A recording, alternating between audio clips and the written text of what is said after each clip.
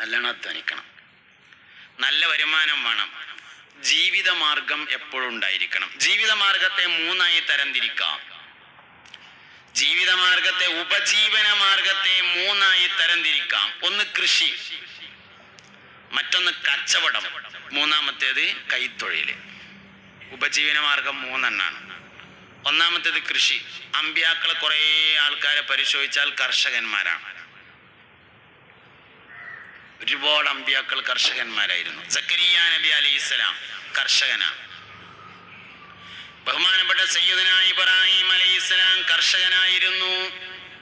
അമ്പിയാക്കളിൽ പലരും കർഷകന്മാരാണ്. രണ്ടാമത്തേത് കച്ചവടം. ബഹുമാനപ്പെട്ട മുസ്തഫ നബി സല്ലല്ലാഹു അലൈഹി വസല്ലം തങ്ങൾ പോലും കച്ചവടത്തിന് പോയിട്ടുണ്ട് ഒരു ഘട്ടത്തിൽ.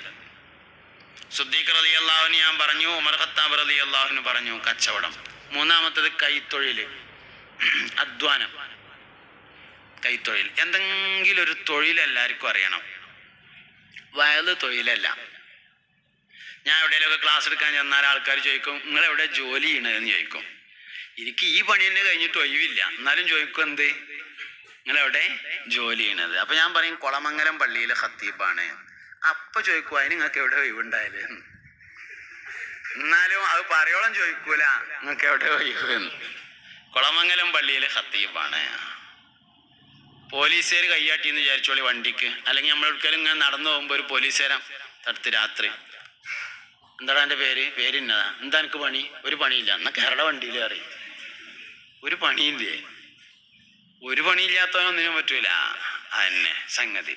അപ്പോൾ ഒരു തൊഴിൽ നമുക്ക് അറിയണം. ചെയ്യണോ ചെയ്യാതിരിക്കണോ വേറെ കാര്യമാണ്.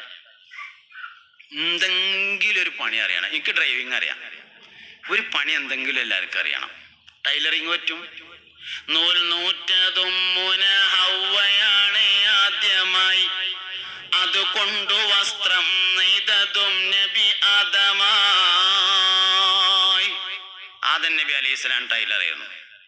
അങ്ങനെ എന്തെങ്കിലും അറിയണം. അല്ലെങ്കിൽ ആശാരിപ്പണി അറിയണം. തടി പണിയുവാൻ നബി നൂഹ് നല്ല സമർത്ഥന, തേക്കിന്റെ തടിയിൽ കപ്പൽ തീർത്ത പ്രസിദ്ധന. ബഹുമാനപ്പെട്ട സയ്യിദുനാ നൂഹ് നബി അലൈഹിസ്സലാം. കൽപ്പണിയിലെന്തു സമർത്ഥന സക്കരിയ, നമുക്കെന്തു മടിയാ തൊഴിലു ചെയ്യാൻ വയ്യ. അങ്ങനെ തന്നെ ദാവൂദ് നബി രാജ്യം ഭരിച്ചവരല്ലേ, പടയങ്കി നെയ്തവർ ജീവിതം കഴിഞ്ഞില്ലേ.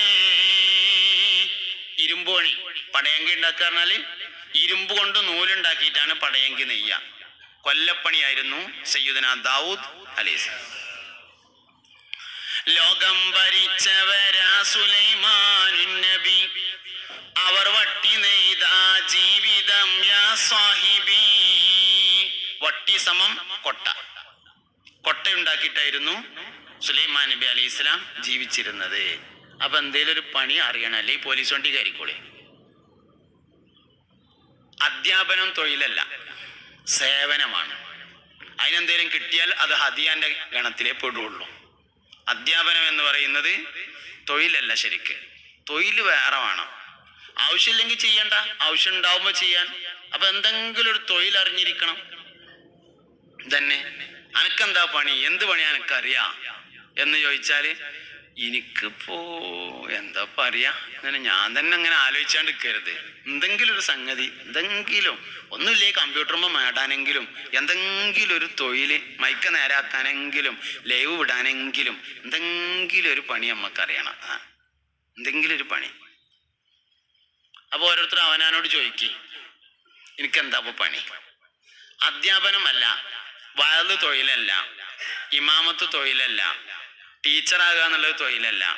അതിപ്പോ തൽക്കാലം ജീവിക്കാൻ പറ്റും, അങ്ങനെ ജീവിച്ചു പോകണ്ട് എന്നുള്ള ശരിയാ. വൽ തൻദുർ നഫ്സുൻ മാദാ തക്സിബു ഗദൻ. ഓരോരുത്തരും ചിന്തിക്കട്ടെ നാളെ എന്താവുമെന്ന്. ആ നാളേക്ക് രണ്ടർത്ഥാണ്. ഒന്ന് ദുന്യാവ് കഴിഞ്ഞിട്ടുള്ള ആഖിറത്തിലെ നാളെ, വേറൊന്ന് ഇന്നത്തെ ദിവസം കഴിഞ്ഞിട്ടുള്ള നാളെ. എല്ലാവരും ആലോചിക്കട്ടെ. അതിന് വേറൊരു മാനുണ്ട്. സ്വന്തം കാര്യം മാത്രം ആലോചിച്ചാൽ പോരാ, കുടുംബത്തിന്റെ കാര്യവും കൂടി ആലോചിക്കണം. വൽ തൻദുർ നഫ്സുൻ മാദാ തക്സിബു ഗദാ. എനിക്ക് ഇന്ന് എന്തെങ്കിലും സംഭവിച്ചാൽ എന്റെ കുടുംബം എങ്ങനെയാണ് ജീവിക്കുക എന്നത് ഓരോരുത്തരും ആലോചിക്കണം. അതൊരാലോചനയാണ്. വൽ തൻദുർ നഫ്സുൻ മാദാ തക്സിബു ഗദൻ. നാളെ എന്ത് സംഭവിക്കും? എനിക്ക് ഇന്ന് എന്തെങ്കിലും സംഭവിച്ചു എന്ന് വിചാരിക്കാം, എന്നാൽ എൻ്റെ കുടുംബം എങ്ങനെ ജീവിക്കും? ഓരോരുത്തരും ചിന്തിക്കണം.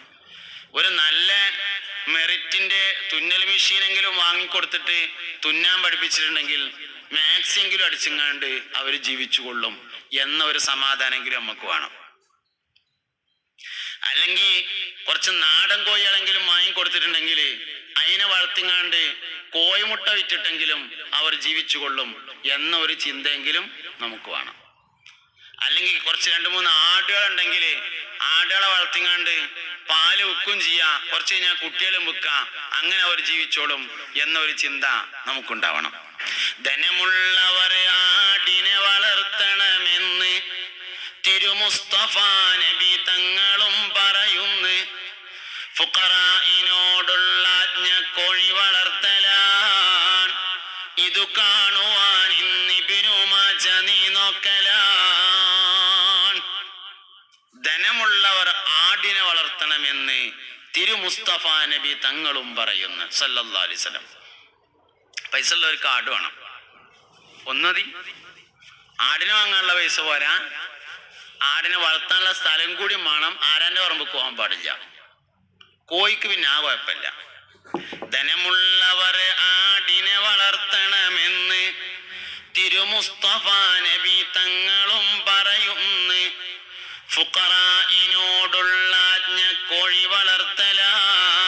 ദരിദ്രന്മാർ ഫക്കീറന്മാരോട്, അവിടുത്തെ ഫക്കീർ ദരിദ്രൻ എന്ന അർത്ഥത്തിലല്ല കേട്ടോ, മിസ്കീൻ എന്ന അർത്ഥത്തിലുള്ള ഫക്കീറാണ്.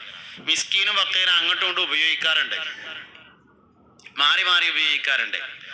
അതുകൊണ്ട് ഫുഖറായിനോടുള്ള ആജ്ഞ കോഴി വളർത്തല. മുസ്തഫ നബി സല്ലല്ലാഹു അലൈഹി വസല്ലം തങ്ങൾക്ക് ഒരു വെളുത്ത പൂവൻ കോഴി ഉണ്ടായിരുന്നു എന്ന് താരീഖിൽ കാണും. നബി തങ്ങൾക്ക് അതിനോട് ഭയങ്കര ഇഷ്ടമായിരുന്നു. ഒരു വെള്ള പൂവൻ കോഴി ഉണ്ട് നബി തങ്ങൾക്ക് സല്ലല്ലാഹു അലൈഹി വസല്ലം, ഭയങ്കര ഇഷ്ടമായിരുന്നു. അള്ളാഹുവിന് ഇഷ്ടപ്പെട്ട ശബ്ദങ്ങളിൽപ്പെട്ട ഒരു ശബ്ദമാണ് കോഴിയുടെ ശബ്ദം എന്ന് മുഹമ്മദ് നബി സല്ലല്ലാഹു